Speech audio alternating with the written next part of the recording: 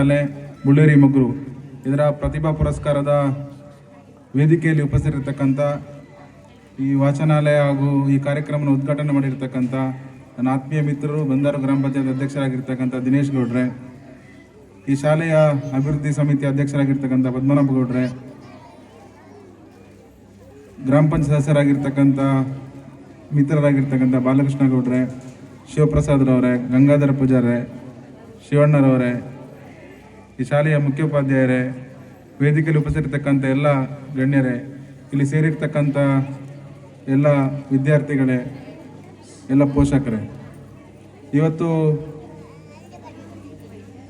ನಮ್ಮ ದೇಶಕ್ಕೆ ಸ್ವಾತಂತ್ರ್ಯ ಬಂದು 75 ವರ್ಷ ಆಯಿತು. ನಮ್ಮ ದೇಶಕ್ಕೆ 1947 ಸ್ವಾತಂತ್ರ್ಯ ಸಿಕ್ಕಿತ್ತು. ಆದರೆ ಈ ದೇಶಕ್ಕೆ ಸಂವಿಧಾನ ಅಂಗೀಕಾರವಾದಂಥ ದಿನ ಗಣರಾಜ್ಯೋತ್ಸವ 1950ರಲ್ಲಿ ನಮ್ಮ ದೇಶ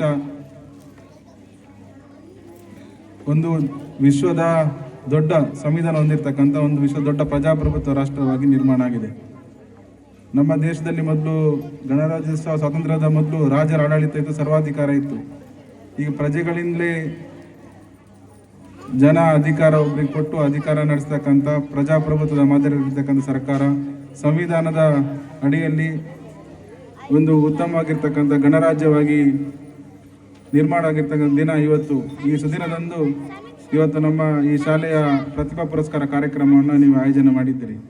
ಒಂದು ಯಾವುದೇ ಖಾಸಗಿ ಶಾಲೆಗೆ ಕಮ್ಮಿ ಆಗದಂತೆ ಈ ಗ್ರಾಮೀಣ ಪ್ರದೇಶದ ಈ ಕನ್ನಡ ಮಾಧ್ಯಮ ಶಾಲೆಯಲ್ಲಿ ಒಂದು ಉತ್ತಮ ರೀತಿಯಲ್ಲಿ ಇರ್ತಕ್ಕಂಥ ಪ್ರತಿಭಾ ಪುರಸ್ಕಾರ ಕಾರ್ಯಕ್ರಮವನ್ನು, ಈ ಮಕ್ಕಳ ಪ್ರತಿಭೆಯನ್ನು ಅನಾವರಣ ಮಾಡಲಿಕ್ಕೆ ಅವರಿಗೊಂದು ಅವಕಾಶ ಮಾಡಿಕೊಟ್ಟ ಈ ಶಾಲೆಯ ಅಭಿವೃದ್ಧಿ ಸಮಿತಿ ಅಧ್ಯಕ್ಷರಿಗೆ, ಎಲ್ಲ ಅಧ್ಯಾಪಕ ವೃಂದದವರಿಗೆ ಮೊದಲದಾಗಿ ಅಭಿನಂದನೆಗಳನ್ನು ತಿಳಿಸಲಿಕ್ಕೆ ನಾನು ಇಷ್ಟಪಡ್ತಾ ಇದ್ದೇನೆ.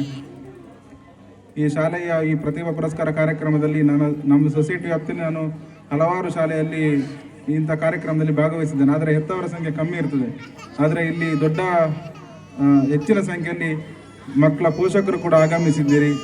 ಮಕ್ಕಳ ಶಿಕ್ಷಣಕ್ಕೆ ಪ್ರೋತ್ಸಾಹ ಕೊಡೋ ನಿಟ್ಟಿನಲ್ಲಿ ಈ ಭಾಗದ ಬಂದಿರತಕ್ಕಂಥ ಎಲ್ಲ ಪೋಷಕರಿಗೆ ಕೂಡ ನಾನು ಅಭಿನಂದನೆ ತಿಳಿಸಲಿಕ್ಕೆ ಇಷ್ಟಪಡ್ತೇನೆ. ಯಾಕೆಂತ ಹೇಳಿದರೆ, ನಮ್ಮ ದೇಶಕ್ಕೆ ಸ್ವಾತಂತ್ರ್ಯ ಬಂದು ಇಷ್ಟು ವರ್ಷ ಆದರೂ ನಾವೆಲ್ಲ ನಮ್ಮ ಹಿರಿಯರೇನು ಶಿಕ್ಷಣದಿಂದ ವಂಚಿತರಾಗಿದ್ದರು. ಅದಕ್ಕೆ ನಮ್ಮ ದೇಶ ಬಡತನದಲ್ಲಿತ್ತು. ಇವತ್ತು ನಮ್ಮ ದೇಶ ಅಭಿವೃದ್ಧಿಯಲ್ಲಿ ಮುನ್ನುಗ್ತಾ ಇದೆ. ಯಾಕೆಂತ ಹೇಳಿದರೆ ಎಲ್ಲರೂ ಶಿಕ್ಷಿತರಾಗ್ತಾ ಇದ್ದಾರೆ. ಶಿಕ್ಷಣ ಕಲಿಯುವಾಗ ಸ್ವಲ್ಪ ಕಷ್ಟ ಆಗ್ಬೋದು. ಶಿಕ್ಷಣದ ಮಹತ್ವದ ಕುರಿತು ಪೋಷಕರು ಮಕ್ಕಳಿಗೆ ತಿಳಿಯಬೇಕು. ಈಗ ಅಧ್ಯಾಪಕ ವೃಂದದವರು ಈ ಶಾಲೆಯಲ್ಲಿ ಒಳ್ಳೆ ರೀತಿಯ ಶಿಕ್ಷಣವನ್ನು, ಮಕ್ಕಳ ವ್ಯಕ್ತಿತ್ವವನ್ನು ಕೂಡ ಒಳ್ಳೆ ರೀತಿಯಲ್ಲಿ ರೂಪಿಸ್ತಾ ಇದ್ದಾರೆ. ಡಾಕ್ಟರ್ BR ಅಂಬೇಡ್ಕರ್ ಅವರೊಂದು ಮಾತು ಹೇಳಿದರು, ಶಿಕ್ಷಣ ಹೇಗೆ ಅಂತ ಹೇಳಿದರೆ ಹುಲಿಯ ಹಾಲನ್ನು ಕುಡಿದಂತೆ ಅಂತ. ಹುಲಿಯ ಹಾಲನ್ನು ಕುಡಿಲಿಕ್ಕೆ ಕಷ್ಟ. ಒಂದು ವೇಳೆ ಶಿಕ್ಷಣ ಪಡೆದ ನಂತರ ಅವನು ಹುಲಿಯಾಗಿ ಗರ್ಜಿಸ್ತಾ ಇರ್ತಾನೆ ಅಂತೇಳಿ. ಯಾಕೆಂತ ಹೇಳಿದ್ರೆ, ನಾವು ಯಾವುದೇ ರೀತಿಯ ಸಾಧನೆಗಳನ್ನು ಜೀವನದಲ್ಲಿ ಮಾಡಬೇಕಾದ್ರೆ ಶಿಕ್ಷಣ ತುಂಬ ಪ್ರಾಮುಖ್ಯ ಇದೆ ನಮ್ಮ ಜೀವನದಲ್ಲಿ. ನಾವೆಲ್ಲರೂ ದೊಡ್ಡ ದೊಡ್ಡ ಕನಸುಗಳನ್ನು ಇಟ್ಕೊಂಡು ನಮ್ಮ ಜೀವನದಲ್ಲಿ ನಾವು ಎಷ್ಟು ಸಂಪಾದನೆ ಮಾಡ್ಬೋದು,